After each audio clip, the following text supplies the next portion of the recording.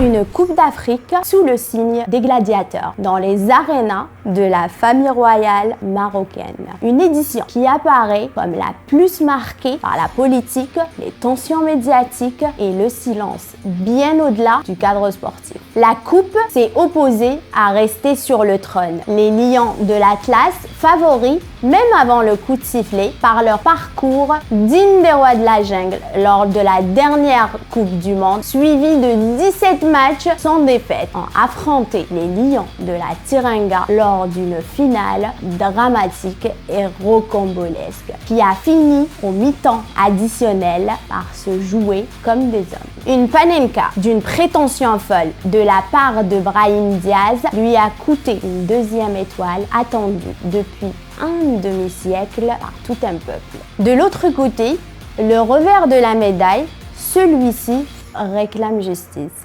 Des cris étouffés, des accusations de corruption qui visent la CAF et qui lui enlèvent toute sa crédibilité par les équipes éliminées. Les pharaons, eux qui cherchaient une 8e vie, se sont vus écartés par un Sénégal déterminé et assoiffé par l'idée de disputer sa 3e finale consécutive. Quant aux Fennecs, qui n'ont pas réussi à voler plus haut que les aigles du Nigeria, leur parcours a pris fin en quart de finale.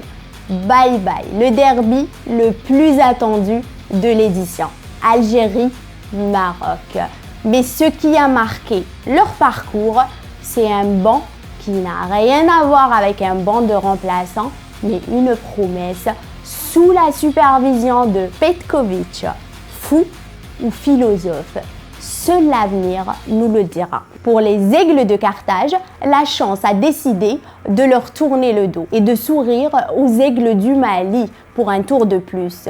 Une perte de plume pour les Tunisiens lors des tirs au but qui a remis en question toute une zone mixte. Le football tunisien est à l'image du pays. Des mots sortis de la bouche du joueur Hannibal. Quant à certaines équipes, elles se sont vues mises à pied par leur pays, les Panthères du Gabon. Preuve que parfois le combat n'est pas contre l'adversaire, mais contre la maison elle-même. Des éliminations qui ont élu à l'unanimité un seul homme de match, les arbitres, décidés à ne plus jouer dans les coulisses, mais de faire partie des hostilités, avec un VAR qui respire de travers. Au-delà de toutes ces tensions, dans les gradins, des visages qui pèsent plus lourd que des discours. Zidane, Mbappé, la famille royale, Claude Leroy, tout le monde regarde l'Afrique et l'Afrique se regarde elle-même. Une chose est sûre, le coup de cœur de cette édition, ce n'est pas un buteur ni une action. C'est Michel Kouka, alias Patrice Lumumba, digne et symbolique, qui nous a rappelé que le football appartient au peuple et à leur histoire, et que cette dernière ne se souvient pas juste des vainqueurs, mais de l'injustice aussi.